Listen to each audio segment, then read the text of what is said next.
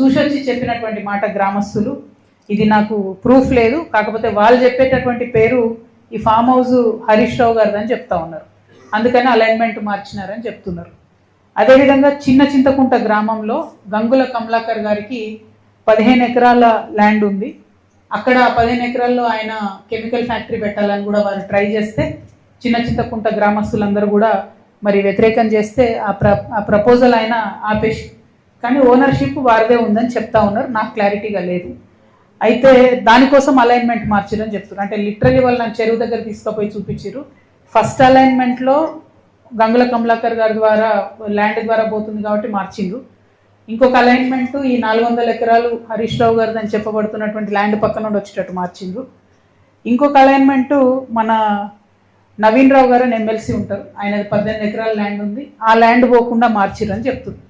సరే, ఇది ఎవరి ల్యాండ్ ఏందన్నది వాళ్ళు వచ్చి క్లారిటీ ఇచ్చుకోవాలి. ఎందుకంటే గ్రామస్తులు పదే పదే పదే ఈ పేర్లే చెప్పారు. నిన్న మీరు అందరు కూడా చూసి లైవ్ ఉంది, సీక్రెట్ ఏం లేదు, అదే పేర్లు చెప్తూ వచ్చారు.